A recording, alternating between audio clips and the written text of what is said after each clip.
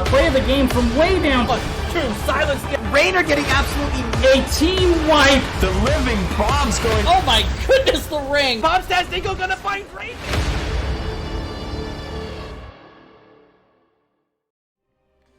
Ladies and gentlemen, welcome to the stream tonight. We got another NGS matchup for you. Tonight, it's gonna be Division B East.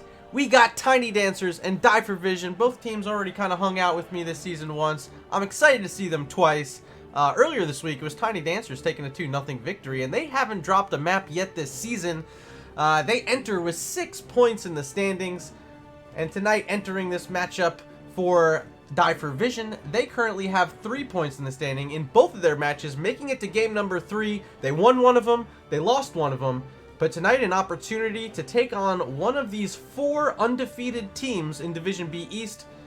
Tiny Dancers will definitely have their challenge handed to them here tonight against Die for Vision. I'm expecting a really strong and really close matchup. Both teams appear to be ready to go. I'm gonna let them know I'm ready as well. Just wanted to give a brief introduction to you guys before we load on into this first draft. Let's quickly talk about the map bans that happened tonight. It was the Tiny Dancers winning the toss, opting for first map pick in game number 1. They banned out Tomb of the Spider Queen and Brax's Holdout. On the other side, Die for Vision, they banned away Alterac Pass and Dragonshire. Here for map number 1, it's going to be Volskaya Foundry, as chosen by Feldroth, the captain of Tiny Dancers. And here we go, loading on into our first draft already.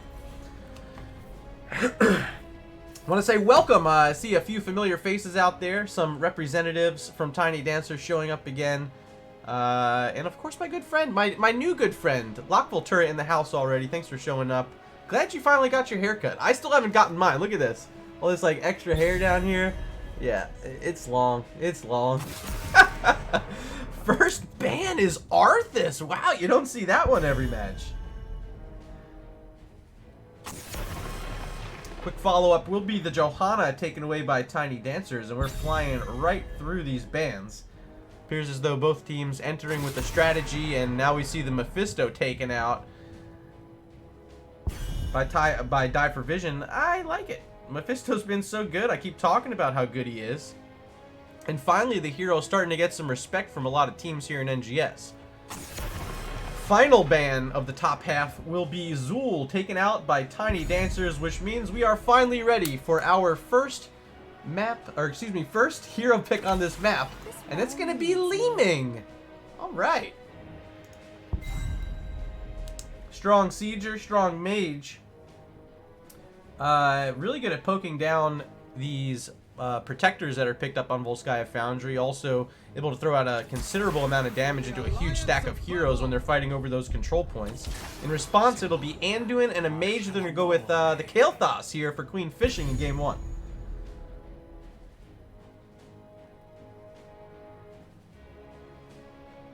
Trying to look back quickly in my book.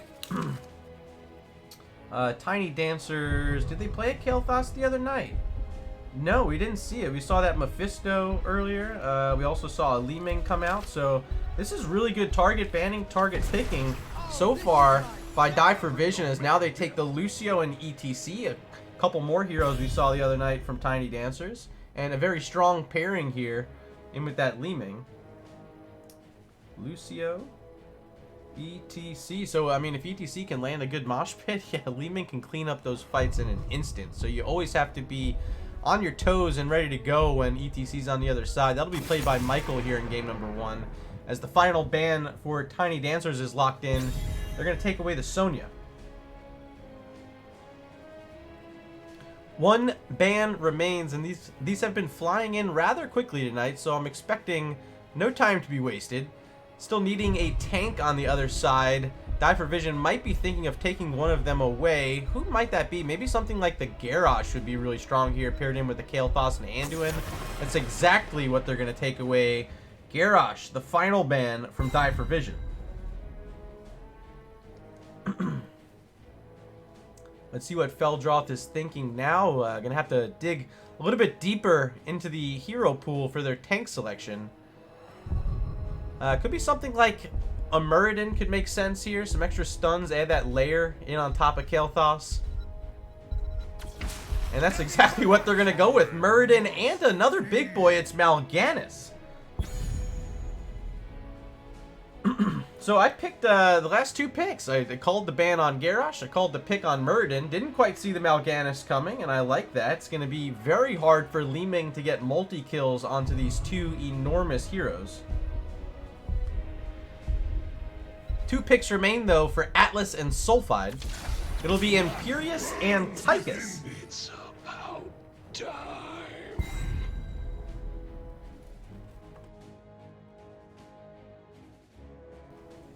Excuse me there. Zul'jin, final pick for Feldroth, and now we have seen all of our heroes. Time to head on into you guys in chat and see what you guys are thinking about. Who's going to win this game number 1? Time to open up our poll and see who you guys are here rooting for. Who will win game 1? Tiny Dancers, Die for Vision. And the poll is open. Head on over to chat up at the top. Hit the drop down arrow. Select the team you want to win. And make sure you hit submit or else your vote won't be tabulated. And I need it to be tabulated. So please tabulate for me.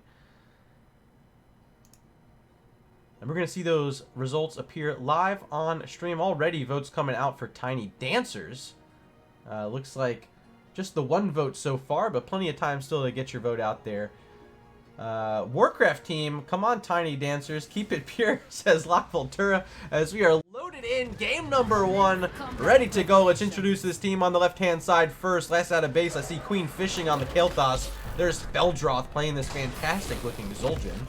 Liddell on the Mal'Ganis, and it'll be Materium on the Anduin, and last but not least, Silver, Silver, Silver on the Muradin. Ladies and gentlemen, make some noise for the Tiny Dancers. And over here on the right-hand side in red, we see Atlas on the Imperius, Darker Black playing Li Ming, Sulfide on Tychus, Michael playing the ETC, and Shamhat the Captain on Lucio. They're known as Die for Vision. Level 1's up on the screen. Already party mix from Lucio, and they're getting some early stacks started for Shamhat. Very quickly sent up to 40 already. And I'd imagine they're willing to stall this out as long as they can to see extra stacks on Lucio early. Leadoff stun will land onto Michael. He takes the first bit of damage as game number 1 is underway. Looks like it'll be the Mal'Ganis taking over the solo lane duties for now. It'll be up against the Imperius. As we'll flip on back to mid, we see teams starting to rotate towards this top lane. Sulfide on Tychus, the first one to make it to this spot, and get started with one of those grenades onto the wave. A little bit of help from Li Ming with that orb. A little bit suspect, though, on the wave clear in this one for Die for Vision. You see bringing in the Tychus, not necessarily known for wave clear. Li Ming, one of the most struggling mages in that department. But they bring a lot of kill potential. The Tychus with the minigun, and you guys already know what Li Ming can do. So I'd expect when the team fights start to happen, Die for Vision's comp is going to come online. But can they keep up with these rotations in the early portion of the game? That's what we have to see happen. And it looks like they got a little bit of help from Lucio up top, pushed a wave in, and has given them a little bit of a lead in that top lane push. And now with them situated at mid as well, they might have themselves a rotational lead, but maybe a slightly behind on this turret, as Tychus over here by himself going to need some help from Li Ming. And they will grab that about 3 seconds after Tiny Dancers were able to do the same thing on the opposite side of the map. You can see trying to catch a wave in the top lane as we see the bottom lane. I'm looking at these health bars. Mal'Ganis sent down to 50% health. Liddell going to have to tap onto that well and resume battle up against Atlas, who we did see play Imperius the other night. It looked really strong. And trying to lead on in with a spear there is Atlas. Not going to connect onto Mal'Ganis that time. Muradin kind of deep up top. Needs to be careful as ETC, Li Ming, and Lucio are nearby. But not too much going on. Looks like ETC doesn't want to press in too far. Going to grab a couple XP globes and head on back. Here's going to be the first siege camp take of the game for either side. Will they capture it now? Actually, might not be too bad, as control point A was just announced. It looks like they're going to hold it just a little bit longer. Maybe get some clear onto this siege camp coming from the other direction. And I actually said that was the first camp. I didn't even see Tiny Dancers that snuck over to grab theirs. So credit to them and some situational awareness. Getting ahead of the other team on both the camps, both the fortification and now the siege camp. Level 6 will be picked up first for Tiny Dancers as control point A is officially underway. Standing on the point will be Liddell playing Mal'Ganis. Neither side yet to look at that biotic emitter, the support camp. Still unoccupied, but Muradin standing nearby, letting his team know maybe we want to go for this soon. We're going to clear out this wave.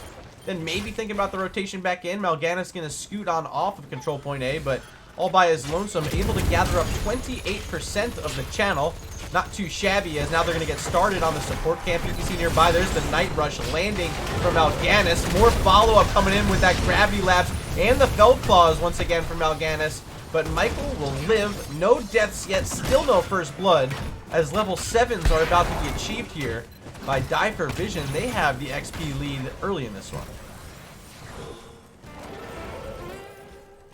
Li Ming going back into this Aetherwalker build. You see at level 3 getting Charged Blast, and of course Calamity picked up at level 7. Going to be a threat as we see the support camp picked up Gravity Lapse just to zone them out. Well done by the Tiny Dancers, getting control of this all-important item up on the top side of the map. Now they're going to be thinking about taking their engagement in with the level 7s online. It's going to be Arcanite Axes for Feldroth on the Zul'jin. And this will be a great opportunity to get started with all these heroes stacked up on the point. Turret dropped first by Die for Vision. It's quickly destroyed as now the Biotic Emitter has to come out early. Missed that time from Li Ming as Silver so low gets pulled around by Anduin and is barely able to escape back by the wall. Gonna wait for that second wind to kick in. Now Night Rush from Mal'Ganis. He gets caught in a terrible spot. Ends up falling, becoming the first blood of the game. And with that kill, Die for Vision picking up the first objective. Triglav Protector in their hands. ETC in the gunner seat, in the pilot seat. Imperious in the gunner seat as they're going to get to work on this mid-wall first. Trying to get the minion wave pressed up and now actually going to make a few swaps. Imperious going to get inside the pilot seat. Now Li Ming will be our gunner.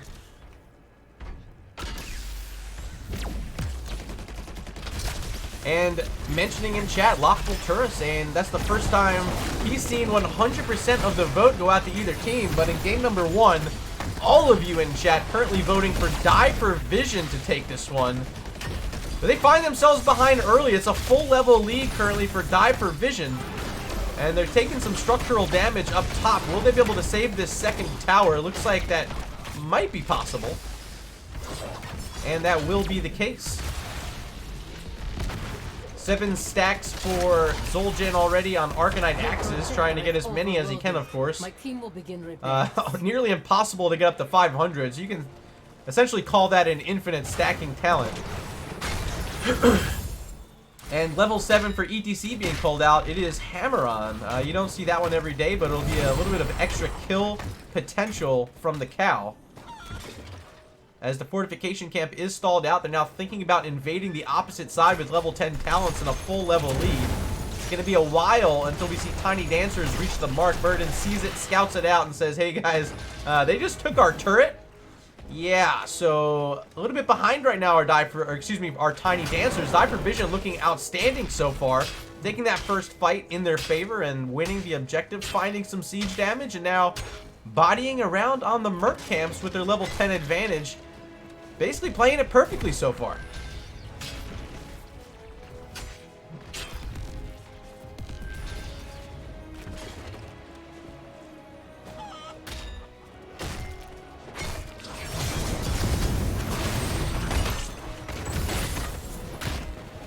Top lane Siege Camp is pushing in again first for Tiny Dancers. But you see on the opposite side, almost about to get this Siege Camp, and here it will come. From the side of Die for Vision, it should be even in this top lane as both teams with their level 10 talents probably willing to take a fight at any moment. We'll see who gets caught out potentially. It's Mal'Ganis now making the rotation up. They want to fight over the support camp. 11 to 11 now as our teams are pretty much circling around this area. They're up in the top lane currently for Die for Vision, holding on to 2 turrets. There's Muradin willing to engage the Tychus, but Sulfide going to dash away and get back into the grasp of Lucio. And that amp it up. you do have a follow coming out with or without balls. Thanks for stopping in. Thanks for hanging with us this evening, watching Nexus Gaming Series Division B East. Just in Game 1, plenty of action still left to go on tonight. Looking to see a big fight happen soon, but neither side necessarily willing to take a fight yet. Might just have to wait until control point B is active. Team's just willing to soak up XP in the meantime. Down in the bottom, still Mal'Ganis versus Imperius. And Atlas continuing to be a bully down here with the Spearman. This will actually be a rotation. Thought it was going to be a rotation. Mal'Ganis is thinking about it, back and forth. As now the fight does start taking place. ETC takes a chunk, and so does Murden. But it's just the front line, and with that, I think everyone's going to be healthy. All the heroics available now on both sides as the barrier just came offline. 8 seconds until control point B. And right around the corner is level 13 for Diaper Vision, who have found themselves a nice little lead with the help of Imperius in that solo lane. Take a look at the XP count. Imperius currently leading all heroes, 7,300 XP. On the other side, it's Mal'Ganis leading Tiny Dancers as this fight is taking place over the support camp. There's the Phoenix thrown down by Kel'Thas, but they can't get in onto the point. Biotic Emitter picked up by Diaper Vision as a light bomb comes out. Only hits one target. It's Imperius. And now he's going back in onto the Murden, who's getting pulled and he jumps around. Still no more deaths. It's been a lot of fighting, not a lot of killing. And still no level 13s for Tiny Dancers, but they were able to bait out 2 separate turrets there. Which could be the difference. And now you see that playing aggressive Tiny Dancers starting to take the game into their own hands for a change. They're going to steal away the enemy fortification camp, potentially go for the one on their side too. No, they're going to do it just the one. They got to protect their top wall because here's Li Ming, Tychus, Lucio is even in there, as well as a bunch of minions working down that fort. It's going to barely survive, but what a nice heads-up play that time from Diaper Vision. Making moves when it matters most. Now we should see level 13. There it is. It's going to be the net from Zul'jin. Going to help lock in targets for that guillotine. And here they come. Night Rush only lands onto the Imperius for now. There's the net. There's the guillotine. But Imperius still alive. Phoenix comes out late. Can he get out? 200 health, standing in the Biotic Emitter, and finally falls down as he was trying to get inside the Triglav Protector. Still no one able to get in as Mal'Ganis going to carry and swarm them away. Are they bullying them out of this Triglav Protector? So far, that looks to be the case. No one can step inside as of yet. There's the barrier from Lucio, and finally able to step inside. There's the mosh pit from ETC, and Silver's gonna fall. Second kill of the game for Diaper Vision as Mal'Ganis barely makes it out of that disintegrate alive. Well done once again. Diaper Vision on the board with 2 kills, and they finally are able to hop inside the Triglav. Guillotine gonna whiff from Feldroth. He thought Li Ming was gonna blink forward. She didn't. So they don't end up netting the kill, but he did net the ETC there. We've seen it come out a few times now from Zul'jin already. A fun little utility talent pickup at level 13. You'll love to see it.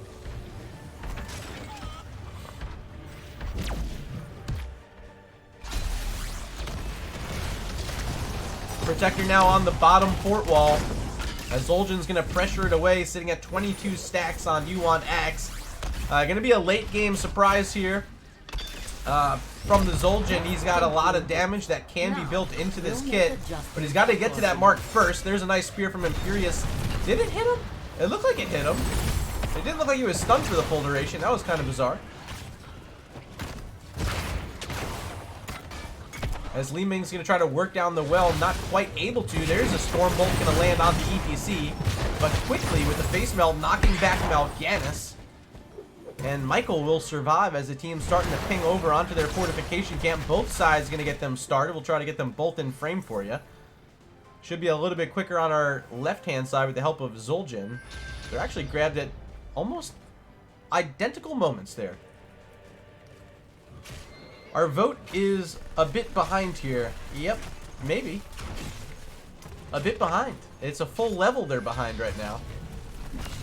So chat maybe sweating bullets a bit for their friends over on Tiny Dancers as They're in a bit of a pickle currently, but still plenty of time to come back, and they haven't necessarily lost too much that it'll be impossible to make a return in this match.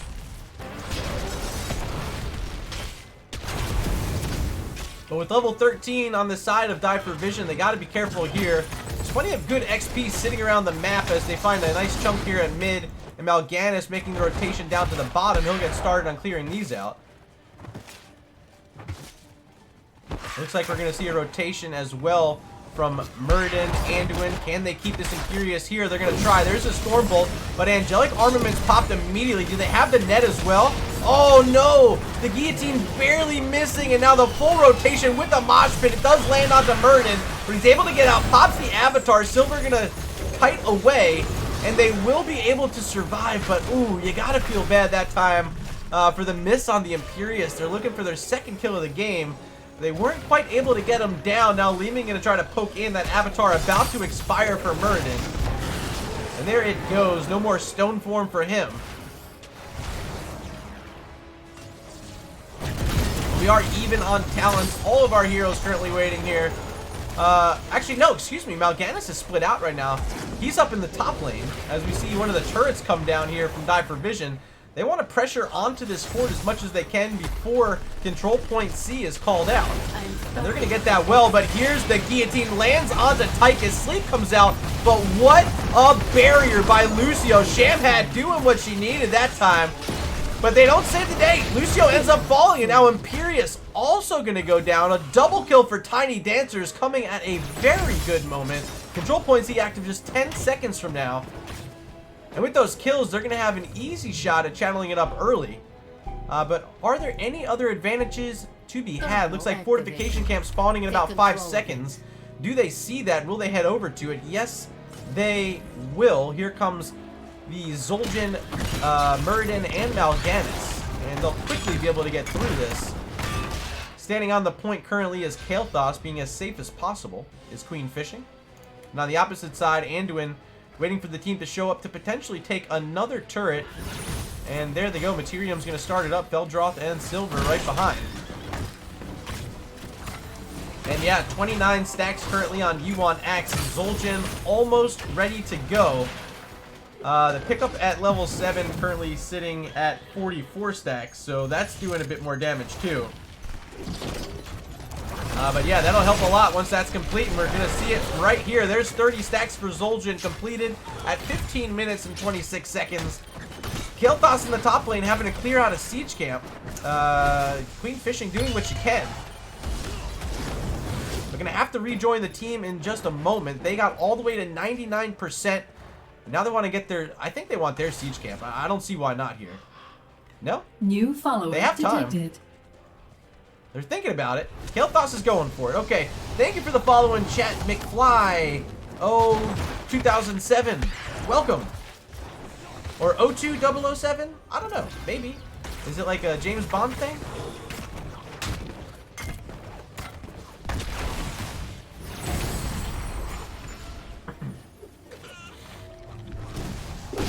(19-18), but we are very close to tied up here as a light bomb comes out, lands onto a few. There's the Phoenix in response, but they're not able to save him. ETC ends up falling. Mosh Pit was still available. Now Imperious surrounded, and Atlas will fall as well. I want to say thank you so much for that gifted sub from Lockvoltura, sending it over to Wolfie145. Congrats on that. And congrats to Tiny Dancers. They're going to get their first protector of the game. McFly saying it is 02007. There you go. I thought it might be. Blue team has taken control of a protector.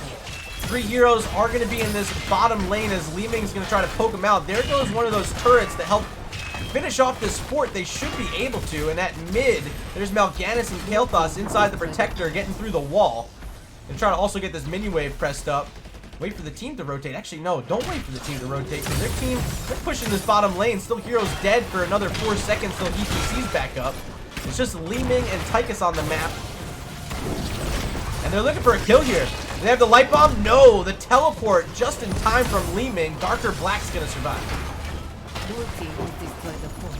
Mid fort's down as well. Mal'Ganis, Kael'thas gonna finish off the rotation to the top lane. Can they get the full runaround of all these forts during this objective? They sure are gonna try. With 40 seconds and 47% health still remaining on this Protector, they might be able to do it. And look at this in the bottom lane. Not a lot of respect being paid here to Zul'jin, Muradin, and Anduin. Finally, the rotation's gonna come out. And they're gonna try to scamper away as the Protector is gonna try to finish off this top lane fort. Blue team has destroyed the fort. And they will. All 3 outer forts are down, but now Muradin in trouble. Pops Avatar in time. And does get that leap of faith from Anduin to survive. But all it took was one Protector for Tiny Dancers to start the comeback in this one. They have the structural advantage. And now they find the ETC is in trouble. There's the guillotine. And ETC is down. Deathmatch, though, going to lock into Mal'Ganis. There's the Phoenix coming out from Kael'thas. The Light Bomb's not going to hit much as the Carrion Swarm now from Mal'Ganis trying to do what they can. But ultimately, no more kills. Just the ETC goes down. But is that enough? Yeah, 7-2 in kills. All of them starting to move in favor of Tiny Dancers. And they're going to try to invade the enemy fortification camp now. And they'll get it. Who's going to pick it up? Looks like it'll be Kael'thas. And the disengage is happening. Do they want to press in on one of these keeps? We're about to find out. Maybe try to steal away the siege camp where Tychus is at right now. Muradin walking in, barely missing with that Storm Bolt, but there is that net once again from Zul'jin, and with the help of Kael'thas, they pick off that Tychus at the last moment. So now 2 heroes dead. It's a 5v3 with siege camps pushing catapults as well in this top lane. They want to get through the wall, and they're going to try to do it quickly. Darker Black teleports on the opposite side, looking for some calamity damage, but didn't find what they were looking for. Here's a turret drop as Tiny Dancers trying to take down the first keep of the game. Here's the Phoenix from Kael'thas, but I don't think it's going to be enough. ETC now here in response back from base, and the Tiny Dancers will back on out to fight another day.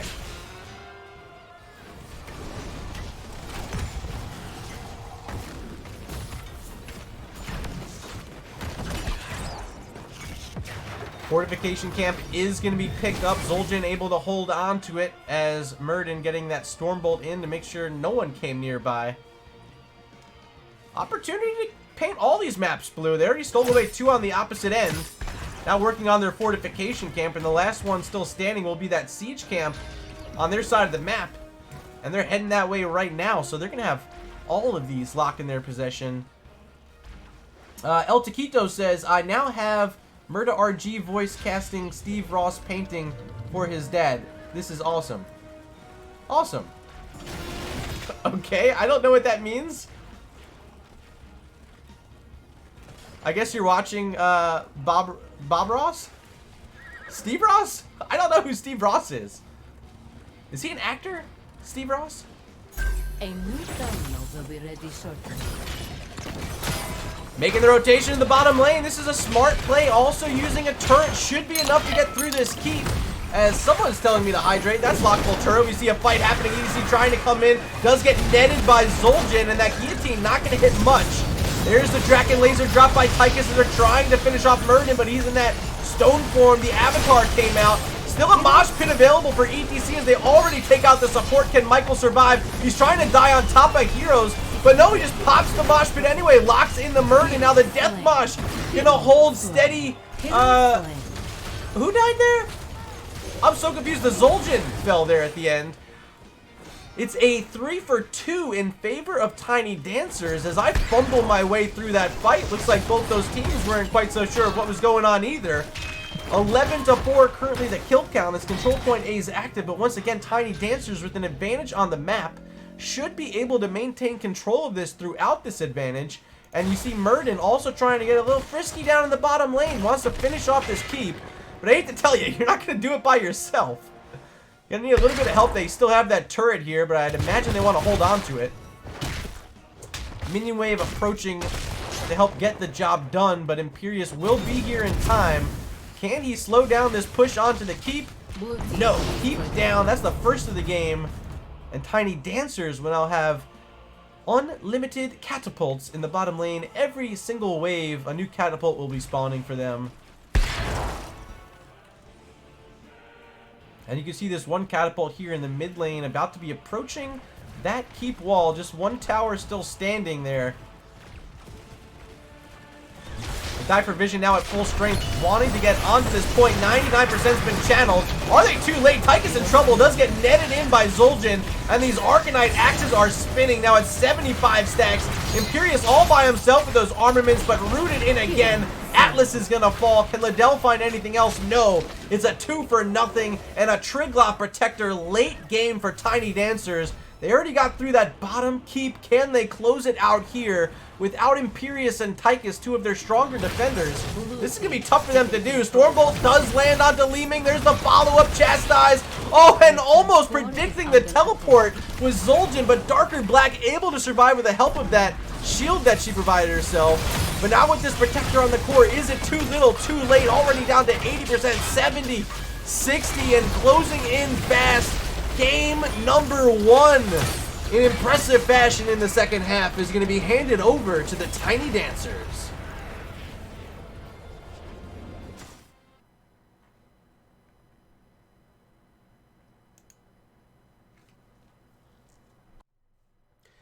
And let's take a look at this match summary brought to you by Nexus Gaming Series. It was a rough start for the Tiny Dancers. Found themselves behind. They lost the first 2 objectives, lost their structure first.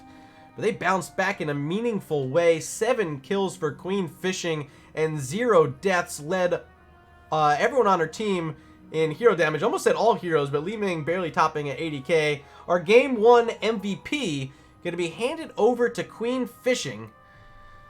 And let's take a look at this talent screen before we move on to a short break. I did get a hydrate request from Locke Voltura. I got to have proof of it on stream, so here you go. This one's out for you, Locke. Thank you. We're going to take a short break, about 2 minutes. Going to help these captains set up game number 2. But I hope you guys are enjoying yourselves. I have a quick message from our sponsor, Nexus Gaming Series. Take a look at that, and we'll see you back here in 2.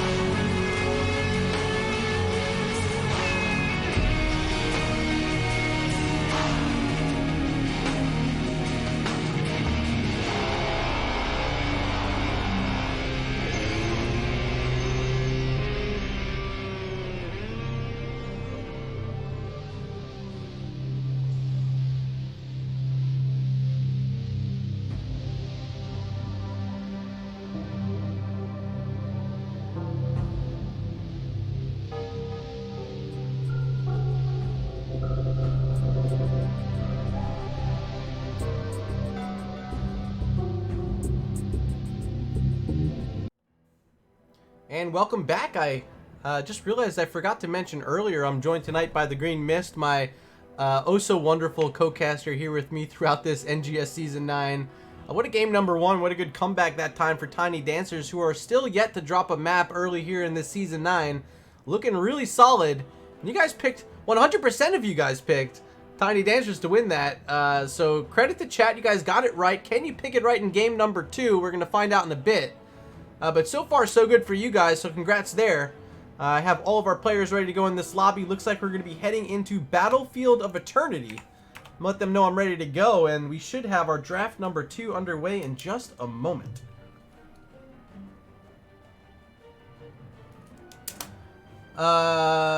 Anything else I miss in chat? Looks like you guys are just chatting. Tiny Dancers did really well, but DFV's AV is so cute.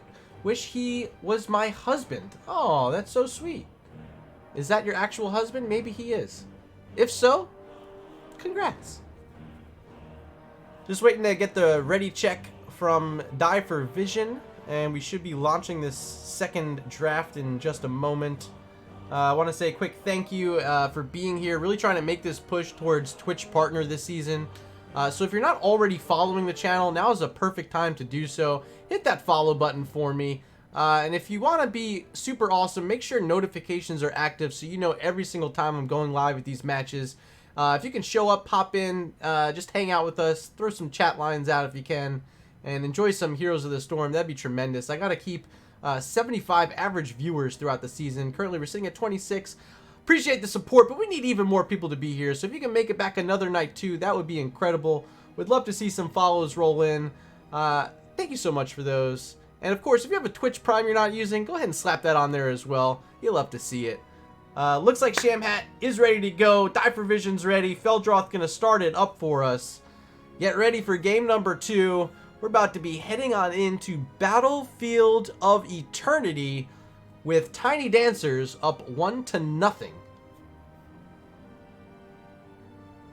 In 3, 2, 1. Of eternity. Battlefield of Eternity. And here we go. This time, once again, will be Die for Vision banning first, just as they did in Game 1. They had banned out an Arthas. Do they want to have a repeat of that here on Battlefield of Eternity? I don't know. I wasn't quite sure of the Arthas ban out anyway. Did we even see Arthas the other night? We did. We saw an Arthas on Infernal Shrines earlier in the week from Tiny Dancers. So it must have been a scouting ban takeout as they continue the ban onto Arthas here in game number 2. Johanna going to remain the ban for the Tiny Dancers as well. Will this be the Mephisto for the second time tonight?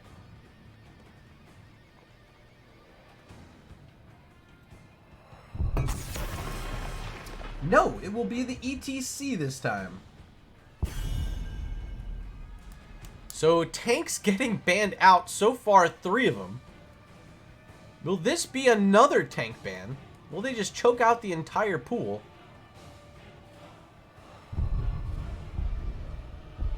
I'd like to see that. Let's get some more Muradins playing. Let's get some more Mal'Ganises playing. It's gonna be the Garrosh, okay.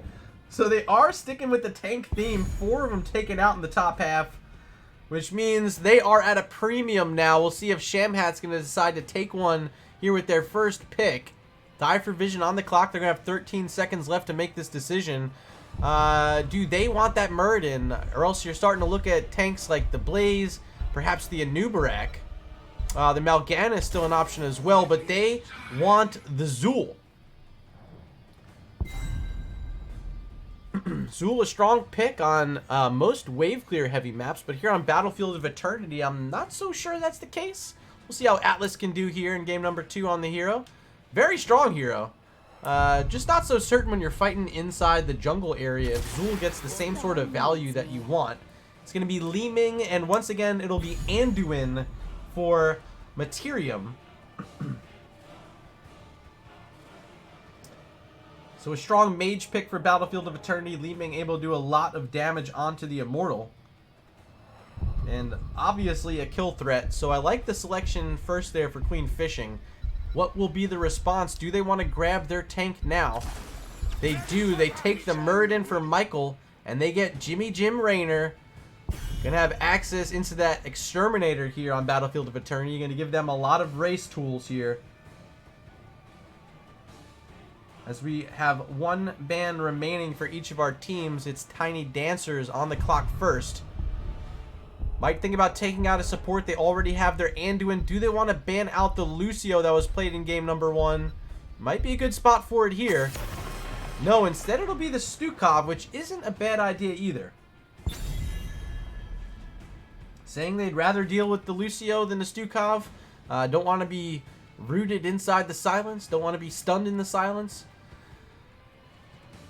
And obviously, plenty of wave clear available. Healing available for a Stukov. The area heals that he's able to provide with the bio kill switch, so strong. Mal'Ganis, the final ban, as there's still no tank selection for Tiny Dancers.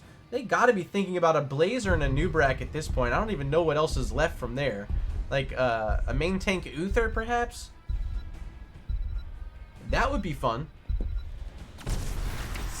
Oh yeah! Stitches is still a hero, okay. Forgot about Stitches. And they also get the Varian for Liddell.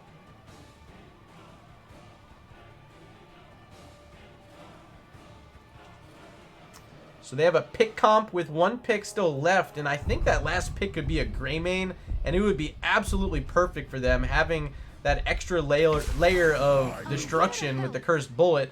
Final two for Die for Vision will be Rhaegar and Jaina. Will Feldroth pick up the Greymane here? I think it would fit, but wouldn't hate something like the Mephisto either. No, it's just the Vala. Okay, this makes sense. They're going to get some race. And, yeah, maybe I like the Greymane better, though. They do get an extra layer of lockdown with Reign of Vengeance. But you guys are going to have to decide. Am I wrong? Is this the wrong pick or not? Time to open up our poll for game number 2. Who will win game 2? Tiny Dancers or Die for Vision? And just like that, our poll is open. Head on over to chat, hit the drop down, select the team you want to win, and hit submit. You guys came out in full support, 100% of you voting for Tiny Dancers in game 1. Will you change your mind after seeing these drafts? Maybe you saw something in game 1 that made you think that Die for Vision has a chance of winning this game 2, or maybe you're just like, hey, Tiny Dancers haven't lost yet. They're not about to stop here. We're going to find out as we are loaded on in game number 2, Battlefield of Eternity here on the left-hand side. It's Silver on the Stitches. Feldroth can be playing the Vala. There's Queen Fishing on Li Ming. Materium playing Anduin. And up in the top lane on the Varian, it'll be Liddell. Ladies and gentlemen, they're known as Tiny Dancers. 10 seconds. And here on the right-hand side, playing Raynor, we see Darker Black. Michael will pick up the Muradin. Sulfide on Jaina. Shamhat playing the Rhaegar. And for the top lane, it's Atlas on the Zul. Make some noise and show some love to Die for Vision. Teams are split. Currently 5 heroes in the top lane. Maybe gonna play a little trick on Zul here.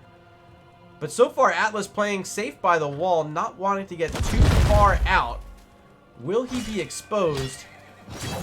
There's the hook attempt. It's going to miss, and teams are going to scatter now. Stitch is going to grab that globe. I'm assuming... no, didn't. Went into Savor the Flavor instead. I just thought that might have been the globe talent, but it's not. Big damage coming out onto these towers, and one of them already dead. Bit of extra damage from that Blizzard, gonna send the wall down to 25% health. Burden gonna get hooked, but has the Dwarf Toss. Michael's gonna be just fine. Getting some help from Rhaegar with that chain heal, as Li Ming is here with Vala, 2 very strong assassins. One with the steady damage, one with the burst damage. A nice complement for each other here on Battlefield of Eternity. I gotta take a peek at this poll, see if you guys are changing your mind. Looks like we finally do have some votes for Die for Vision. Currently sitting at 25%. Not too late to get your votes in. Just about a minute remaining. As they're fighting over this bottom side siege camp, Michael's going to have the Dwarf Toss out. Very low now. Rhaegar might not want to be standing there. Does move on out. So a good takeaway from the Tiny Dancers. Able to walk on in and fight through some damage from Die for Vision and steal away that camp. Job well done. Varian's still not a true hero until level 4. Essentially just a large minion for now. Trying to do what he can up against the outstanding wave clear that Zul can provide. Atlas, knowing that he has an advantage early in this matchup, going to play aggressive up against Liddell early. But at level 4 is going to need to be a bit more careful. We'll see what option Varian goes for. I'm not so sure it's going to be the taunt. I think maybe there's a case for Colossus Smash here. But I'd be so happy if it's Twin Blades, and we're about to find out in any second. It will be the taunt for Varian. Liddell going to play it safe here in game 2. Silver having a field day down here in the bottom lane so far, able to connect on a few targets with the hook as they have a bruiser camp approaching the wall. It's Raynor and Rhaegar back on the opposite side bruiser camp, as Michael and Sulfide as well as Darker Black can help clear up this camp. Hook's gonna miss that time from Silver as our Immortals will be spawning in 5 seconds. Here's a siege camp take in the top lane from the Tiny Dancers.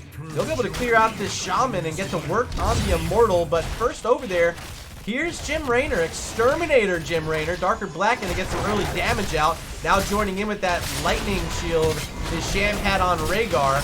We're gonna quickly send this down to halftime. Now Tiny Dancers gonna have to play a strong defense here in the second half.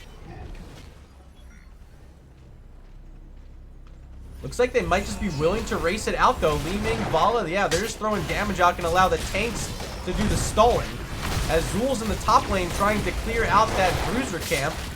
Now joining will be Anduin throwing out some Divine Stars, but still no threat onto any of these heroes on Die for Vision. They will easily be able to take away the first Immortal of the game. Now throwing some damage out onto Stitches. Silver in some trouble.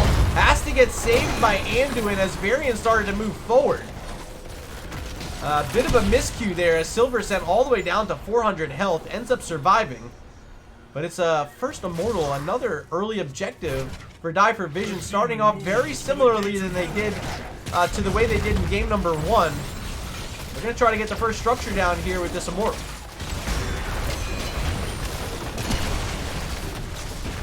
Anduin going to take a little stun there from the Immortal, but going to be just fine. Knocked back into the saving grace of Anduin. And that'll be it for the Immortal. It gets through the wall and a little bit of damage out onto the well and fort. But all the structures still standing. All the main structures at least still standing for Tiny Dancers as Atlas trying to do some damage onto Stitches. Silver is so sturdy. And he does have Saber the Flavor at level 1, so able to heal a lot every single time he hits that E onto an enemy hero. They might be thinking about yet another siege camp in a moment. Checking out some bushes is Li Ming, and here they go, starting up on the bottom siege camp for the second time in the game. Stitch is going to try to hold the vision on the top side as they clear out that wave. Now maybe making the rotation up to the top of the map to help out Varian. There's a few heroes up here, but they're leaving the party. They're about to be heading on down to the bottom lane again. Or are they? Looks like Raynor will remain in position. No? I take that back. Raynor's going to rejoin the team in the bottom, and Zul will be headed up to that top lane.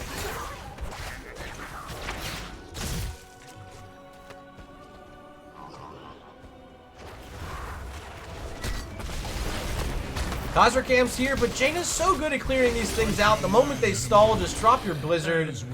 And with ease, Die for Vision able to neutralize that camp push, but now the rotation happening onto Muradin. There's the taunt from Varian. Does get the cleanse and the dwarf toss out, but now another hook's gonna land. This one onto Raynor. Darker Black in some trouble. Does Li Ming have any damage left? No, she doesn't. Won't be a kill, and 6 minutes have passed. We still have not seen our first blood. Zul's working on the camp up top. Atlas is all alone. But this time, Tiny Dancer is getting to work first on the Immortal, already setting it to 75%. As finally, we're going to see Die for Vision get started on the top side. They'll be just a little bit behind if my math is correct. But it's pretty close. They're within 3,000 HP. And we got to see which way these Immortals go. Will it be the easy side or the hard side? It's going to be top-bottom again, but alternating directions here as the second half is underway. A quicker jump that time from Die for Vision. Stitch is going to have to try to stall it out, but so far only finding a Muradin. That's not their main source of damage. So they're able to come back. They take over that 3,000 HP lead, and once again, Die for Vision able to grab 2 straight Immortals. Just as they did grab those Protectors in game number 1.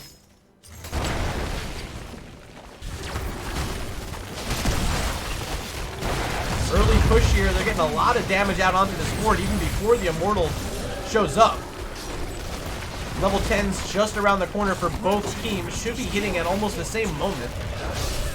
But with the fort down first, the level 10s are going to belong to Diaper Vision. Hyperion from Raynor going to be cast out first as the Immortal is pushing down these towers very quickly. Just the wall standing in its way and 50% health still standing on it. It's also going to help apply some damage onto the keep. It's going to send it down to about 80%. Demon's attack has failed. Well done by Diaper Vision, grabbing both of those Immortals and have themselves a nice little lead started up. Maybe waiting for a rotation through that vent. They didn't end up finding it. Instead, it's Tiny Dancers working on their bruiser camp. Now we'll follow the action over to the other side of the map, where we see Diaper Vision going to start up their own bruiser camp. Top lane is Stitches versus Zool right now. As Silver with, you know, a good amount of wave clear. Stitches may be the number 2 tank for wave clear behind the Johanna. That slam build can do a lot.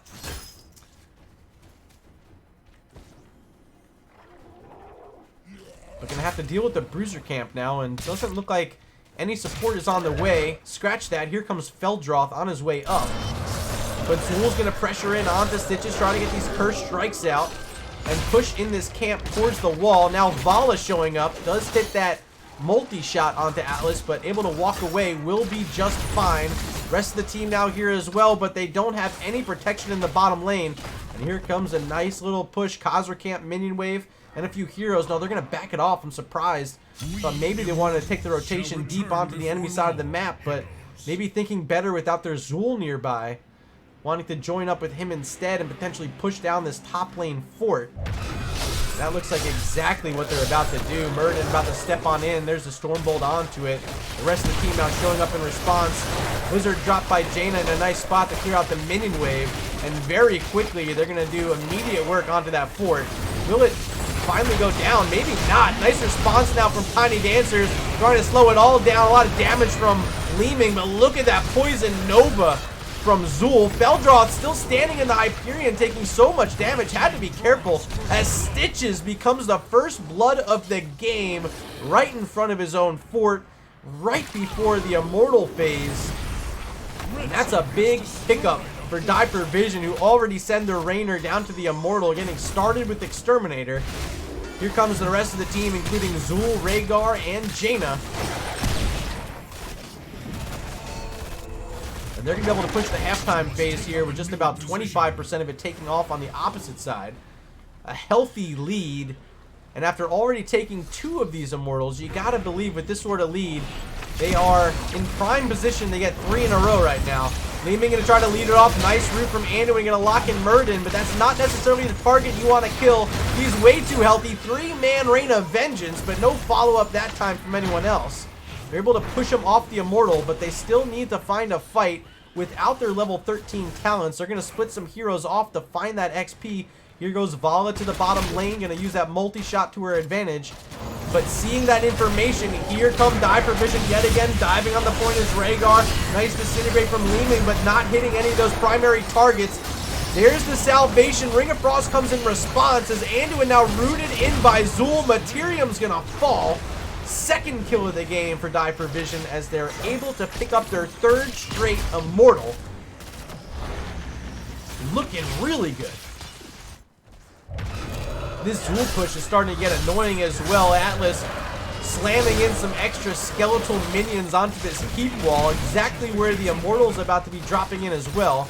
It's just a few steps behind and already the wall's going to be down. And with a shield like this, you gotta believe this Immortal is gonna make it through the keep and onto the core. Hyperion is dropped maybe a little bit too far off. A few of these early ticks not gonna be hitting the keep as the cleanse has to come out onto Murden. Michael's gonna be just fine, but still pretty low. Has to be careful and think about not having that avatar, excuse me, the ancestral heal from Rhaegar. Instead, it's the Bloodlust here in game number 2, but does have that avatar. Won't end up needing it. They get the keep, they back on out, and the Immortal should be able to be cleared up right at the core. Still got to find out if it gets any percentage off. Doesn't look like it will. This is looking really good for Diaper Vision, getting through all the structures so far. Bottom keep, the only one still standing, and it's already been damaged. A huge lead, a huge advantage. And at this point, it's really their game to lose. 2-level lead, approaching level 16 for Dive Vision. They still have this Zool down here. Let's take a peek at the XP totals. 12,785 for Atlas. And Varian on the opposite side, struggling without the wave clear, sitting at just 7,373. That's really our difference maker right now. That 1-level lead and all these structures. We'll see how and if the Tiny Dancers can bounce back from here.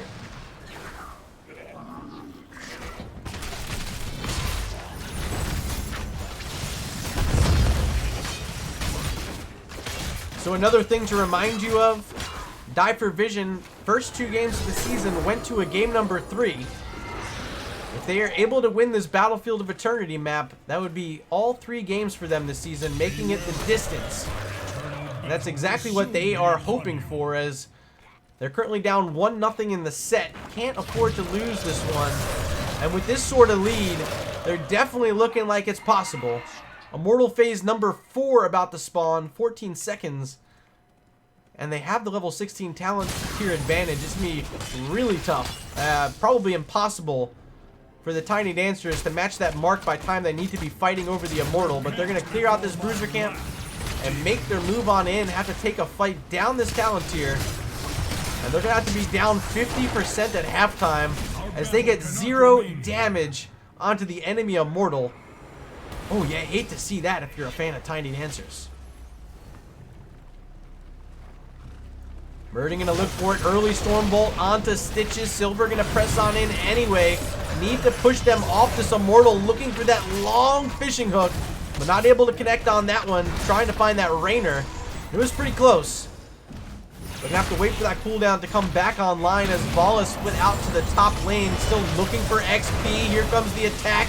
Atlas moving on to the point with Zool, but already at 50% health. Pops that Poison Nova, hitting a few targets as now that huge ring of frost lands. Varian was in a bit of trouble, but it's actually Stitches the first to fall. So much damage from this Die for Vision side. They're going to pick up a full shielded Immortal late in this game. Level 17 now for them. Double globes at mid should make them healthy enough to move on into this bottom lane. Up 5-4 on heroes right now, with Stitches still dead for about 18 seconds. Can they close it out? They want to push in this top lane as the Immortal pushes in the bottom lane. Maybe they're moving right onto the core. Yes, they are. Here's Rainer along with Murd, and the whole squad is here. But no Hyperion yet, no other heroics either. Is this the correct move? About to find out as the full defense is here. Stitches back from his death, trying to push him off the core, and so far they will. Bottom lane, let's check this out. Immortal pressing in, still plenty of shielding. It's going to get through the keep. But now they have to turn their focus and start working on this Immortal as Die for Vision's going to start pressing in once again. Michael on the front side, there's a big hook and the taunt landing. First kill of the game and a fantastic target. Now look at this bile coming out from Stitches, slowing them all down and doing a lot of poison damage. They pick up 2 more kills. But can the Immortal be killed in time? I don't know if it can. Just 24-15-5. GG. Game number 2 handed over to Die for Vision, and we will be going to a game number 3.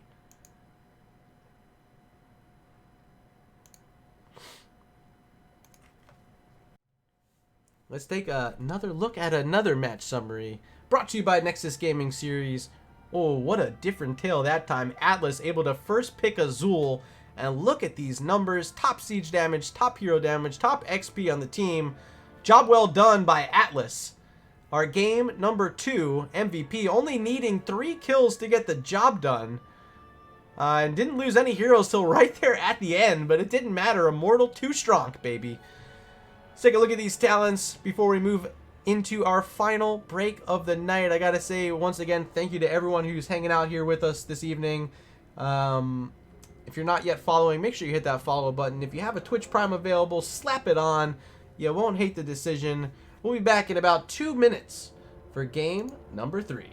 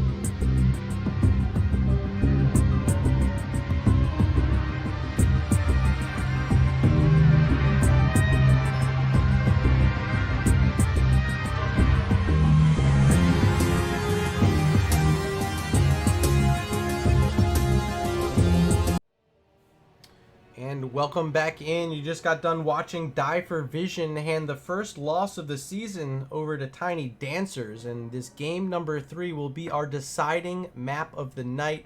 Looks like it's going to be the other map we see all the time, Infernal Shrine selected here. I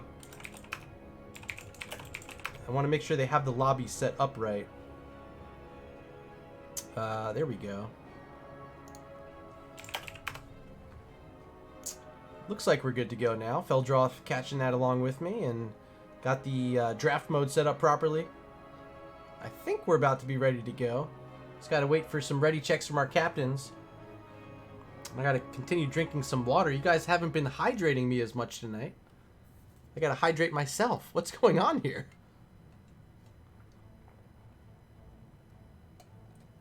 Delicious H2O.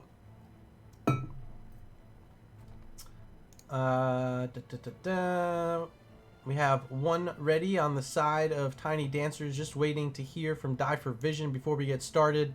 Another quick thank you out to you guys. 28 now showing up in chat. The numbers are growing.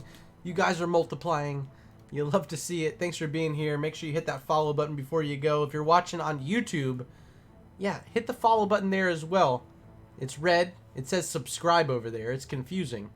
But if you want to subscribe to me on YouTube, it's free. And I would love if you'd help me out. There is a link in chat from Nightbot. Sent a little bit ago during game number 2. If you scroll on up and find that and click that, make sure you're following over on YouTube. We finally have someone hydrating me. Frox, okay. Alright, I'll drink. Thank you. I appreciate it. I was still kind of thirsty, actually.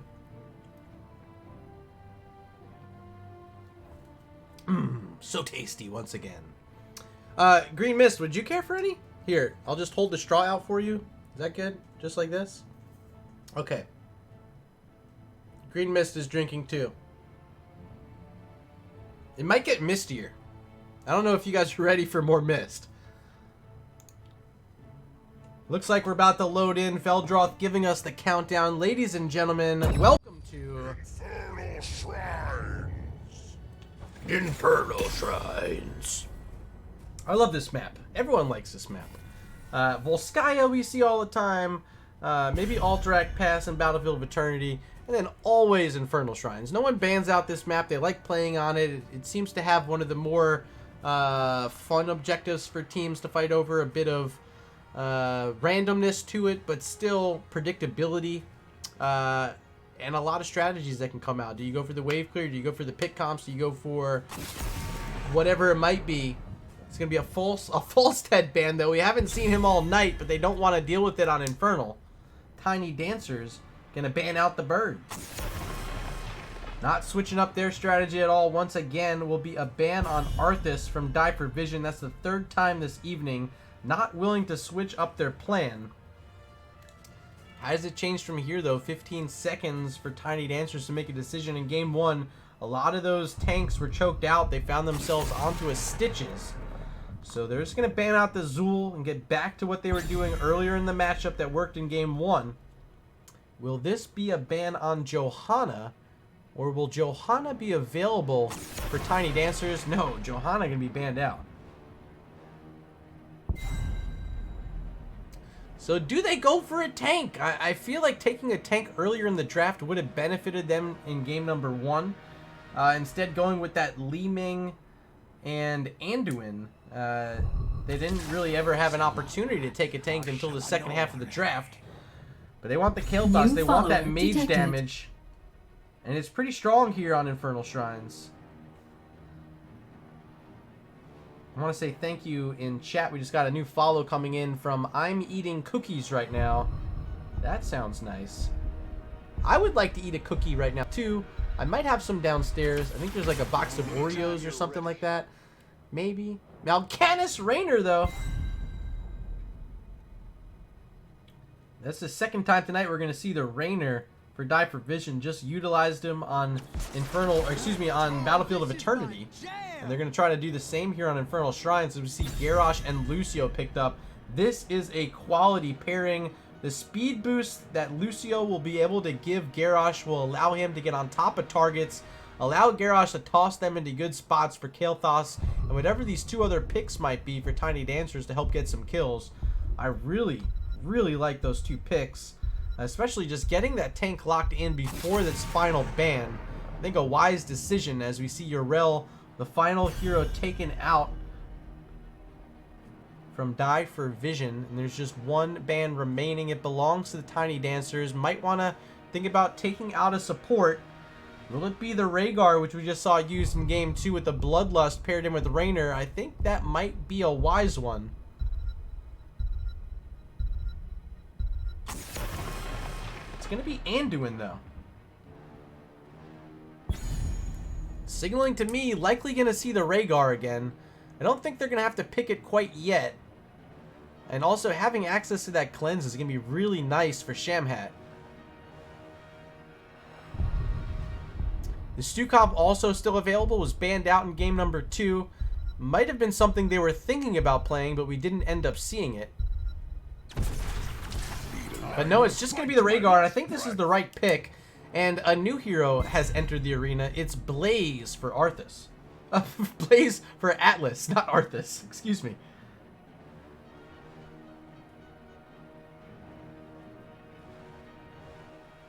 Still needing a solo laner and some sort of sustained damage. The Greymaine's still an option. I was surprised we didn't see it in game number 2. Just a second left. It'll be Imperious and Queen Fishing. Yeah, this is a nice one. Lunara picked up. That's going to be a lot of extra damage. Going to have Nature's Toxin all over the place. And the Spears from Imperious going to help set up some kills along with the stun chain that Garrosh and Kael'thas are going to try to provide. Will that be enough to deal with this Rhaegar? Final pick. Oh, you can't let this hero through a draft. Mephisto, the final selection from Die for Vision. And that might have just actually sealed it up for him. How do you leave this guy open in this meta? It's going to be a strong pick, but I got to ask you guys for the final time tonight. Who will win game 3? Tiny Dancers or Die for Vision? And the poll is open. Go on over to chat, hit the drop down arrow, select the team you want to win, and hit submit. Game 2, you guys started the votes for Die for Vision. You didn't pick them, but you guys threw some votes their way. Maybe you're starting to swing further in that direction now after seeing how strong this team is. I told you this was going to be a good match, and we're getting ready now for game number 3. Let's introduce this team over on the left-hand side. First, we see Lunara, played by Queen Fishing. Feldroth on the Kael'thas. Liddell is going to be on the Imperious. AG Silver on the Garrosh. And Materium will be playing the Lucio. Did I forget someone? I may have. Ladies and gentlemen, they are Tiny Dancers. And over here on the right-hand side is Darker Black on Raynor, Sulfide on the Mephisto, Michael playing the Mal'Ganis, Atlas on Blaze, and Shamhat the Captain on Rhaegar. Make some noise for your Game 2 winners. Die for Vision. Level 1's up on the screen. As we see a lot of damage coming out early onto Mal'Ganis. Michael has the poison to die and will in early first blood for the Tiny Dancers, who are looking to waste no time here on Infernal Shrine. Getting that early pickup might be the confidence they need, and now a stun chain landing on Mephisto. The toss back from Garrosh secures their second kill in just about as many seconds. Holy smokes, is this team ready to play in game number 3? Our solo lane matchup so far looks like Lunara versus Blaze, but this might change as the Imperious might make the swap over. I wouldn't be surprised if they do. Or maybe they just want to utilize Lunara in a double soaking situation. She's trying to hop in between top and bottom, top and mid rather, with the hippity hop grab at level 1, going to give her a bit of extra rotational speed. As her team's in the bottom lane working on a siege camp. Here comes Mal'Ganis, going to take the gravity labs from Kael'thas, now tossed away by Garrosh. It's a 4v4 fight here on the bottom side as Mal'Ganis walks in, takes that living bomb on his face. Michael now below 20% health, has to be careful, 300, and Mal'Ganis is likely to fall here. He will. Rhaegar also in there, needs to be careful, but Raynor! 4 kills now early in the game, just 1:40 seconds in for the Tiny Dancers. They're still skating around. Look at Lucio trying to chase down some heroes. Not going to find anyone else. But with this lead, it's a 1-level lead already. They might start thinking about invading this enemy siege camp. Yeah, there they go. Talontier lead. Garrosh going to hold the vent. They're getting to work on this camp already. Lunara is still trying to hop between lanes. Queen Fishing doing an outstanding job so far. Now getting Nature's Culling at level 4. Gonna give a bunch of extra damage onto these minions. Gonna make this wave clear much quicker for Lunara. She's already so quick with the hippity hop at 1. We'll see just how quick it is here, but actually a fight may be breaking out at mid. There's a toss on Mal'Ganis. Spear gonna hit as well, but the Night Rush gonna lock in a few targets. 300 health and barely avoiding that flame strike. Michael will survive this time. And you gotta start being worried if you're Die for Vision. This damage combo that's come out thus far from Tiny Dancers looks like nothing else we've seen here in this matchup tonight. Being executed well. And really moving around the map with ease. And that's all enabled by Queen Fishing. Able to double soak these lanes with Lunara makes all the world of difference for a pick comp like this.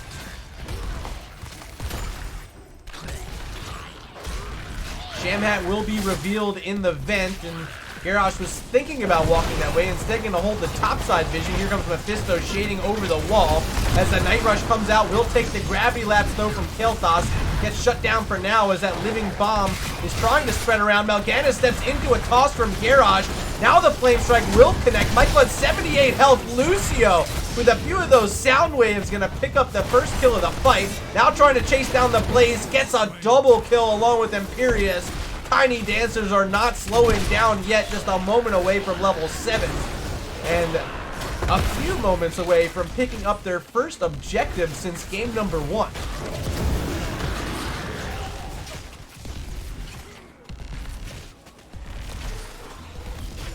Lunara hopped all the way to the top lane, had to deal with a bruiser camp, and you didn't see the pickup on the side of Tiny Dancers, so they weren't able to match that pressure during the objective fight.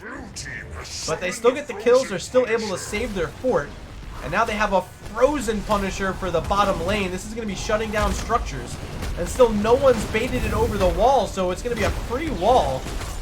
And there's finally the leap. It lands onto Mal'Ganis as Mephisto shades in, trying to get some Lightning Nova spread onto the team. Fort's going to be shut down for about 4 seconds. Here comes Garrosh looking for a toss. Finds it on Mal'Ganis. The follow-up stun and the spear. Michael in trouble, trying to Night Rush away. Gets out with the help of Rhaegar and that cleanse. But 300 health is going to have to be careful as now Shamhat takes the Flame Strike. Needs to be careful as well. Kael'thas, little damage from the fort has to back up, and that'll be it from the Tiny Dancers. They don't net any kills in that bottom lane, but they did enough damage onto that fort to feel good. And sent a few of those hero health bars pretty low too, so enough space created to grab this bottom lane siege camp. And they might think about pushing back in right now.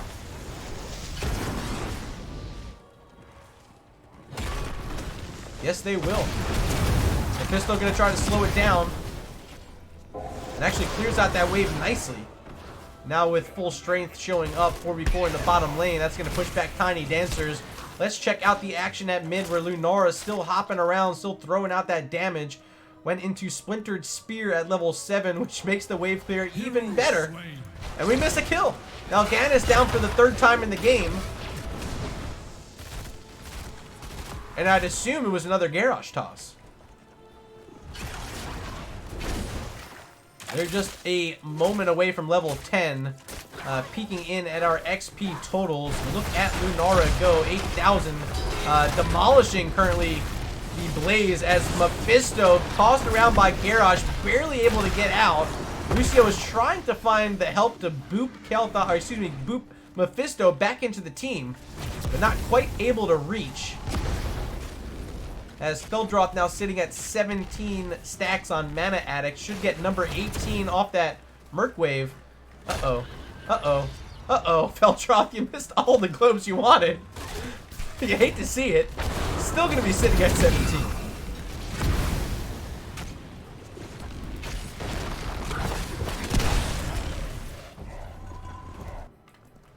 Lunara may be thinking about moving on to the Bruiser camp, or do they want to invade somewhere? Mephisto standing nearby is going to be scouted out by Lucio, but in the cloud is Mephisto and getting back towards the fort to safety. Here goes the Tiny Dancers on their Bruiser camp as not much else action is currently going on the map. Rhaegar's going to rotate to the bottom lane, start working on some XP here.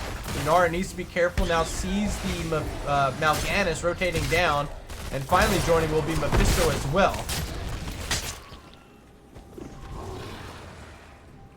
Level 10s are secured. This time it is the Ancestral Heal for Rhaegar. Cleanse comes out to save Mal'Ganis, but tossed back will be the Rhaegar. Sham has trouble. That's a self-Ancestral. There's the barrier from Lucio, but that huge Durance of Hate locking in multiple targets. Materium's gonna fall. Still no kills on the other side as Michael looking to apply some damage.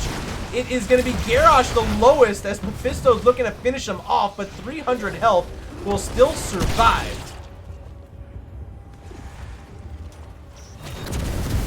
Shrine number 2 active in just 3 seconds. Lucio will be up in 4. Bruiser camp available on the side of Tiny Dancers. They're going to try to get it out during the objective just like they did the first time. This will give opportunity to get some early skeletal defenders killed for Tiny Dancers. They got 4 heroes in the pit, including this Lunara with a lot of extra damage with his talent build. Opting for the Thornwood Vine now at level 10. Can help poke out even further onto this front line.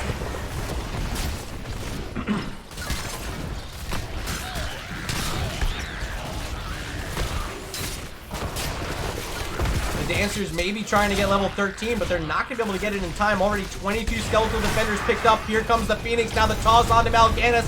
The cleanse does land onto Michael. He's still alive, but a big taunt from Garrosh. Nice response with that Durance of Hate again from Mephisto in the bunker. Gonna keep Mal'Ganis alive, but now re-engaging with the barrier. They're trying to find a kill of their own. Will they find one? I don't think they do. Well done by Die for Vision so far. Do they lose Raynor though? Yes, they will. Now Michael Knight rushing around. He's very low. He's surrounded by Lucio. Materium trying to finish him off. Can he get the job done? No. Rhaegar with the last second save. Mal'Ganis will survive, but regaining possession of the shrine will be the Tiny Dancers. With Garrosh respawning, they're going to try to get their second straight objective here. Unless Mephisto can slow it down. There's the spear. Only thing saving Mephisto is that Ancestral Heal. Imperius still trying to finish him off, but won't be able to. They do get the objective, though, and now find Blaze all by himself.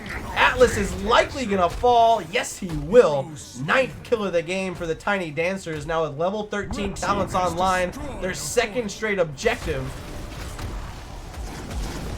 This one will be an Arcane Punisher mid lane. Now leaping onto the Mal'Ganis. Garrosh will draw some aggro. Hyperion in response though. Now the Phoenix is going to come out from Kael'thas. He's got to be careful not to be shot by this tower. He's also standing inside that Hyperion. They do finally get through the fort, and they find the Mal'Ganis. The taunt lands from Garrosh. 10th kill of the game for the Tiny Dancers. They're looking in control with Lunara still hopping around the map, heading to the bottom lane to get some XP, work on those level 16s, and keep these lanes pressured up. Blue team's Punisher has been slain. They're going to get a camp on their way out, stealing it away from Die for Vision. Still 5 seconds till Mal'Ganis will respawn. And they're currently behind 2 levels. 15 to 13 is the count.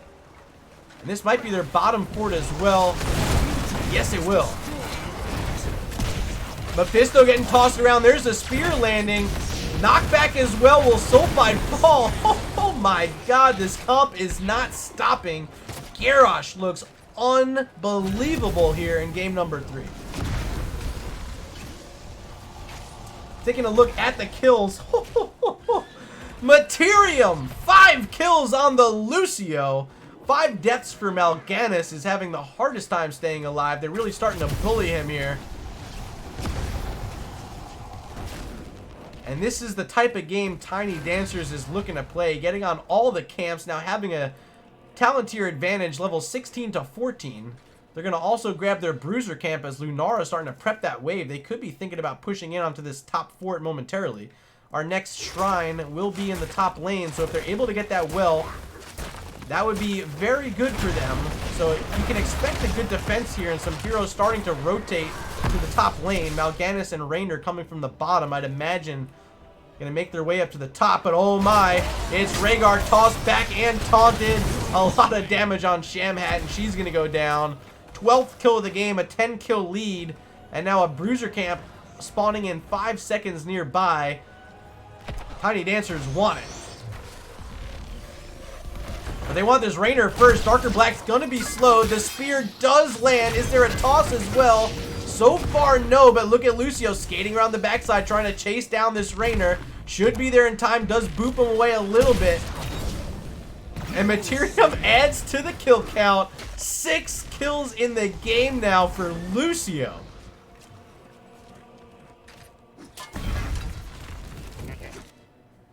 Lunara is still scouting out this bruiser camp, making sure no one from Die for Vision was able to walk in on it. And here they come. The Tiny Dancers trying to invade away this camp for the first time in the game. And this will effectively paint every single map, every single Merc camp on the map blue. Top fort will be safe as this camp's going to walk right past it, but there is a minion wave nearby that they can think about starting to get this well down. And maybe even the fort. Yeah, they might be able to get both now. Look at that. So much poison damage from Lunara. Quickly getting through that fort. Now starting to set up on the shrine. We are on even talents, so if they're ever going to take a fight, Die for Vision is going to want to do it soon. And here they come. Mal'Ganis going to be up first. Does get tossed. Is the taunt? No. Pops the Unstoppable will survive. Carrion Swarm as well. Still walking around with a lot of health as Mal'Ganis. The bunker's down. Now a huge Durance of Hate from Mephisto. And that's a quick double kill for Die for Vision. Exactly what they needed out of their mage. And Sulfide finds another one on the backside of the fight. A triple kill for Die for Vision. And with this lane already prepped, the fort is down. This could be the comeback they've been waiting for here in map number 3. It's going to be an easy objective for them on a lane that is pushed very deep already. Look at these minions approaching the keep wall. Lunara is going to split out with these splintered spears and try to work on sealing away this siege camp. A nice little consolation prize, but they're going to have to start thinking about the defense on their keep. Will they go for another siege camp before heading down there? Looks like they will. As Atlas going to try to clear up mid, working on destroying that siege camp that was just stolen away. Holding at 39 minions in the shrine is Michael, waiting to get that last one. The rest of the team are going to try to rotate around and steal away some things of their own. Finally, Mal'Ganis is going to secure that as Die for Vision stealing away this siege camp. This is a big moment for them. Can they get a keep down here? I don't know. Blaze is going to have to go back. Blaze is going to deal with this bottom lane push. So no push with the Immortal in the top lane. Is this a mistake? Slow response coming out, finally showing up. Here's Sulfide, Shamhat, and Darker Black to join up with Michael. Phoenix thrown out by Kael'thas, and here's the Hyperion from Raynor. Sulfide very low, has to shade away. 200 health will make it out. Ancestral not in time. Mal'Ganis will fall at the last second. It looked like he was going to connect, but oh, it's just like a millisecond too late. Immortal gets through the wall in both of the towers. A little bit of damage onto the keep, but Structure's still alive, and no keeps are down yet. About to hit the 16-minute mark here in map number 3, with Tiny Dancers approaching level 21st. And they have an advantage right now, 5v4. Mal'Ganis dead for another 20 seconds. Where will they push this advantage? Can they get these waves pressed up onto a keep wall and get any sort of damage onto it? Don't think that'll be possible, but they might be looking for it anyway. Now with Blaze out very far in the lane, here comes Garrosh. Can he get the speed boost from Lucio? He's trying to get it, but not on the same page are Garrosh and Lucio that time. Materium trying to speed him forward, but didn't quite get the signal.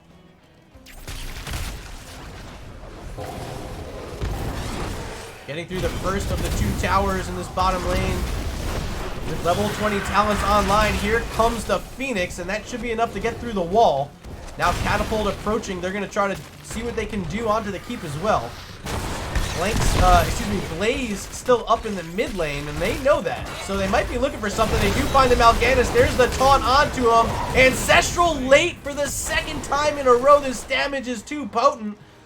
And Mal'Ganis can just not stay alive. 7 deaths in the game for the big boy.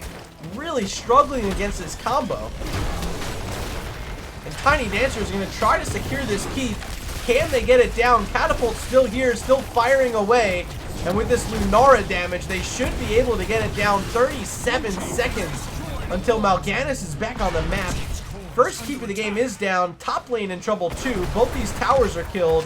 And now with the wall down, they might be thinking about moving up this direction, take the Bruiser camp, and then push on into this keep as well. Phoenix is ready to go again for Kael'thas. As we see at level 20, it's the flamethrower grabbed. Here they come. One tower is still standing. They're going to get that down first with Mal'Ganis still 5 seconds away. The Phoenix comes down early from Kael'thas. And now we see the Mimic selection at level 20 from Mephisto. Its first use of the game. Enough to scare away the Tiny Dancers for now. We got a hydrate in chat from Frox once again. Thanks for keeping me honest and keeping me hydrated. Ah, so good. Garrosh looking for it, does find the Rainer. Does he have the taunt? No, he doesn't, because the cleanse coming out early from Shamhat, keeping Darker Black safe. Well played by the support. There's a lot of trouble about to be coming their way. It's going to be 2 more Khazra camps, one for the bottom lane and this other one for the mid lane. Shrine is active. And this could be the end of the game if it goes over to the Tiny Dancers. Keep already pretty weak.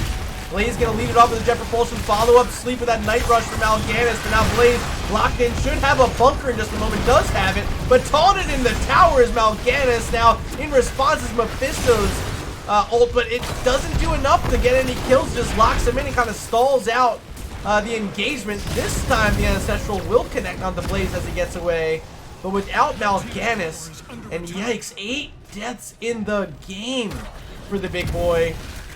It's gonna be nearly impossible, and I think they know it. They just leave the party. Impossible for Die for Vision to grab this Immortal, or Punisher rather. They just got to clear up some lanes. They're going to save that bottom lane. Shielding still standing on the core. They're also going to clear out the mid wave. But only 2 more needed, and there they are for the Tiny Dancers. Looking to get the second keep of the game down here. I don't think opportunity yet to close it out. But if they can get this keep, it's exactly what they're going to be looking for. It is an arcane Punisher now leaping over the wall onto Blaze. His bunker's ready to go again for Atlas as all the towers are down on the wall. Here they come with the help of that Phoenix from Kael'thas. Skull Missile gonna land from Mephisto, but this keep will not stand for long. Big toss connects on the Blaze, but he hops in the bunker now. He hops out again. I don't know why. I guess the bunker got destroyed quickly. Barrier from Lucio, another toss. This one landing onto Mal'Ganis. Michael low, but the stun gonna miss from Garrosh that time. Carrion Swarm gonna keep Mal'Ganis alive, but on the core is the Punisher, and here come the Tiny Dancers trying to close out game number 3. Gonna sidestep around that Hyperion from Rainer, but Garrosh so low, 500 health.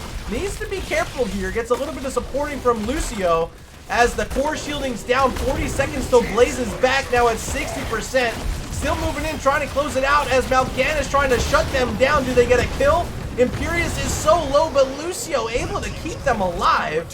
The core is going to stand at 43%, but a few more minions approaching. Kael'thas and Lunara are not done yet. Trying to go back in. There's the Phoenix, 20% now. A lot of health has been put back on their health bars from Lucio, so they can just dive this core and close it out, and Kael'thas knows it. Veldroth trying to get in there. Here comes Liddell. He's down, but that should be enough. Game number 3. Handed over to the Tiny Dancers.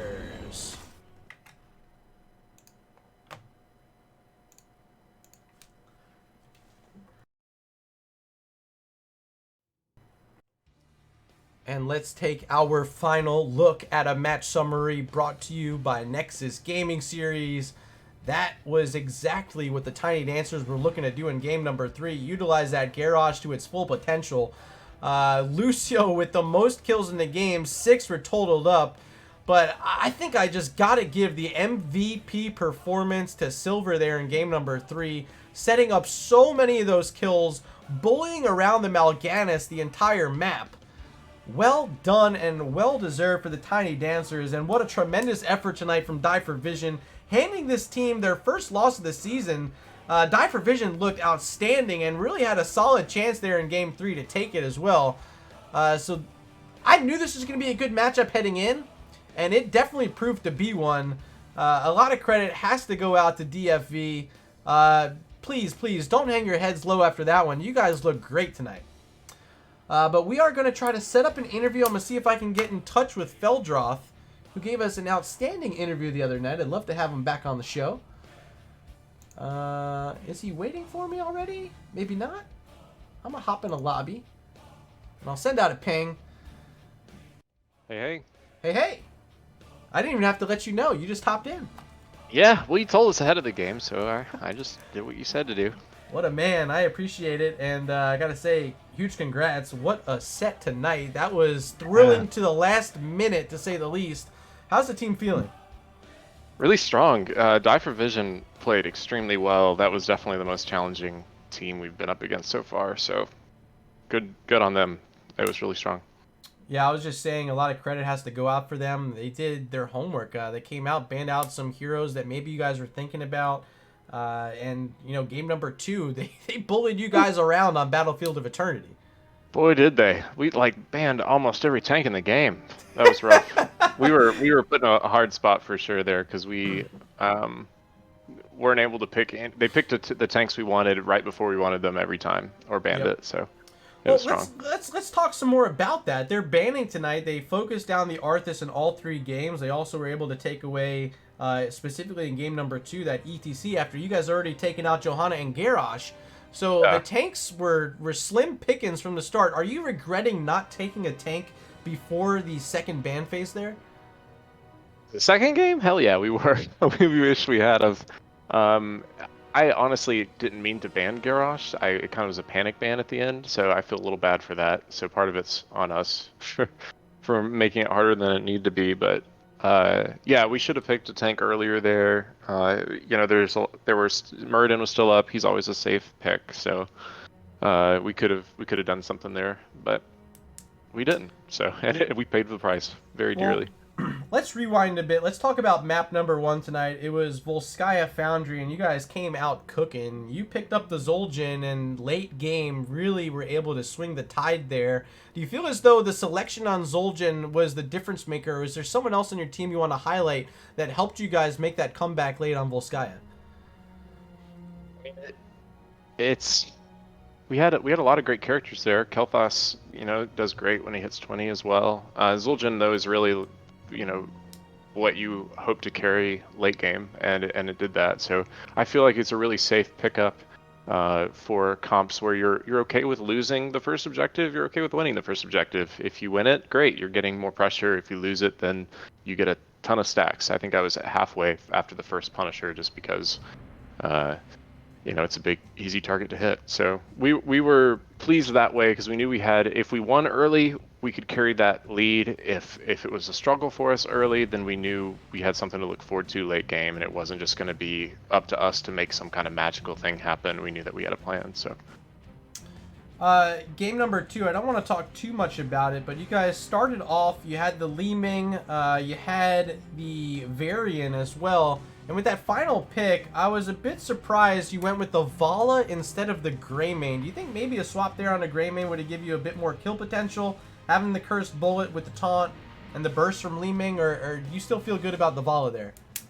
I don't feel good about anything that match. So there's an argument to be made for Greymane. I don't really like him into Zul. We let the Zul through, and it was a conscious decision. Looking back, we should have banned it, especially since Johanna was banned through as well. He's just so strong without blinds. I don't like Gray May necessarily into him when he's going to slow my auto attack speed, but it would have helped us maybe get a kill. We were never getting him down that low, so it was just a struggle. We went for kind of a, well, I don't even know what kind of, we kind of went for a blow up comp on the taunt with Varian, but we just didn't have enough pressure, and because they were able to bully us early game, we were down levels, and then we could never make it back up. So yeah, there's a lot of things we could have done differently. I think maybe if I'd picked a different character other than Navala, I may have gone with something like Sylvanas or something, which would have allowed me to do some cheeky stuff and maybe get some silences. So could have been another good pick there as well. You're right. But let's talk about game number 3, maybe the most exciting of the night. You guys banned out the Falstead early. I was a bit surprised because we hadn't seen him focus at all. So I gotta assume it was a bit of homework you guys had done. And I think that really helped you guys out because the double soaking Lunara was just outstanding in game number 3. Queen Fishing, have to credit her. But the other hero I need to credit, Lucio picking up the most kills in the game. Material got 6. Yeah, it was really strong. He was excited he got to go Lucio because he loves playing the character, and he was like chasing people down all over the place because all of our abilities were designed to get him really low, and Lucio was like, hey, I'll just be really fast and speedy and finish it off for you, no problem. And who do you credit more, Garrosh being able to find all these tosses or Lucio helping enable the Garrosh? They're a great combo for the same reason you love like Lucio with an Arthas, just because his ability to like close the distance, Garrosh's, is the ability to create those engages. So I mean, it's a symbiotic relationship for sure. We were happy to get the Garrosh through because that's another one that gets banned against us a lot, and did all last season. But when you can get those picks and you know that you have the follow-up, I think Mal'Ganis was hurting all game because we were like, sure, we'll toss anybody. There's no one who's safe. So it seemed like the perfect draft. I mean, every single hero had a very purposeful role during that game number 3. And really everyone doing a near perfect job. Yourself, no deaths in that one, 63,000 damage, but it's just so much damage from Lunara on all ends of the map. I was so impressed with it. The double soaking strategy, it put them on their back foot the entire time. They just couldn't keep up with her. Do you think having that tool and being able to pressure around with that pick comp made the difference? Yeah, it totally did. It's one of those things where we saved our solo laner till close to the end. We knew that we had flexibility with the Lunara. We could have picked up a traditional solo laner, but we saw that they were going to be their weakest, skill set was going to be wave clear. So Lunara pressure is no problem, and we were able to use the really high damage of Imperius to really create that threatening engage comp that doesn't really put any struggle onto the Kael'thas, lets Lucio do whatever he wants, and for us to be hyper aggressive. So it worked out strong, and it was something that we could have pivoted out of really quickly if we'd wanted to. So and then just done a more traditional game if it hadn't been working, but it definitely worked as well as we'd hoped it would.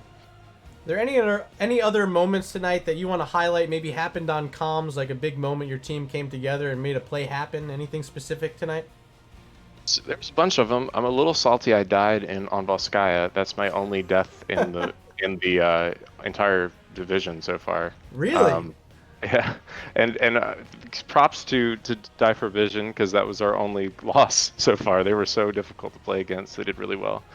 There was a kill with the full guillotine combo with Fishing Queen or Queen Fishing following up on the Kael'thas on top lane against Tychus in the first game, and that was really fun because you get the root and the full cleave, and then the guillotine, and then a fire strike right behind it. It's really nice. I mean, the net's a lot of fun. I was having fun seeing you use that utility talent throughout the game and help lock in a few targets. I know there were a couple of guillotines you wanted back. Leeming was giving you a bit of trouble with the teleport, but I mean, for the most part, that kill comp was on the money. Definitely helped out in game number 1, so it was well done. I like using it, even if it doesn't land. It's great because they're worried about it, so it forces them to either not back up like they wanted to, or to, back up into it, or do whatever. So I'll use it to zone as much as to do damage any day, but if I can get the full combo off, I'm happy. Well, I gotta say congrats again. You told me this was going to be a good match. You did not disappoint me. It was fantastic from start to finish. Both teams looked outstanding, but you guys are going to walk away with another win. Now 3-0 on the season, just one map loss. and definitely a favorite to move on to the playoffs here in Division B East. But before I let you go, Feldroth, got to give you some time for some shout-outs. The floor is yours. Shout out to the team. We had to change our strategy a lot tonight and pivot, and so we all did a good job of that and keeping our head in the game. So I'm proud of us for that. And practices have been strong, and we've been keeping our focus throughout the season so far. So we're happy about that. Shout out to you for casting us. We really appreciate it. Shout out to Die for Vision for being an awesome team to play against. And then shout out to our families as always, who listen to our yelling from the other room as we play HOTS. So it's always fun. Feldroth, I appreciate you as always. A fantastic interview, and always a pleasure to have you on. Absolutely. Thanks, Murdo. We appreciate you picking it up. All right, we'll talk to you soon. Later. Ladies and gents, we had a thrilling match tonight. 2-1 victory for the Tiny Dancers, as you just heard me mention. What a set. I see a few of you guys in chat thanking me for casting, but I gotta thank you guys for playing. You guys put on quite a show tonight. It was a lot of fun for me to witness, for me to talk about for a couple hours. I hope all of you at home enjoyed as well. Before you go, if you're not already following, please hit that follow button. We're just a few away from hitting our next follower goal. I gotta say thank you to everyone who is currently subscribed, and if you have that Twitch Prime, slap it on while you can. Lock Voltura with the gifted sub tonight. Appreciate you as always, and for showing up and having a good time, I hope. A few hydrate requests were thrown out by Frox. Thanks for keeping me hydrated. My throat feels fantastic because of you. I'll be back tomorrow night. We got some more NGS action. Let me take a look at the schedule and see what it's gonna be. It will be 8 o'clock. The Nexus Cats versus Bunker Fun Time Division D East. That'll be a good one. I like watching Nexus Cats play. You got Arthnow on there. You got, of course, Mark Zombie, Turd Herder, amongst others. A lot of fun to watch them. A lot of NGS characters, I should call them, play on that team. So make sure you tune in tomorrow night, 8 p.m. Eastern, right here on twitch.tv/MurdaRG. I've been your host, Murda. If you want to find me on Twitter, @MurdaRG, where I'm tweeting occasionally and giving you some go-live notifications at least. I want to thank you for your patronage and for supporting me throughout this time in my life. You guys are so awesome. Really can't say enough nice words about the support you guys are giving me. So thank you for that. Hope to see you guys back here tomorrow night at 8 o'clock. And until then, I'm Murda, and I will see you in the Nexus.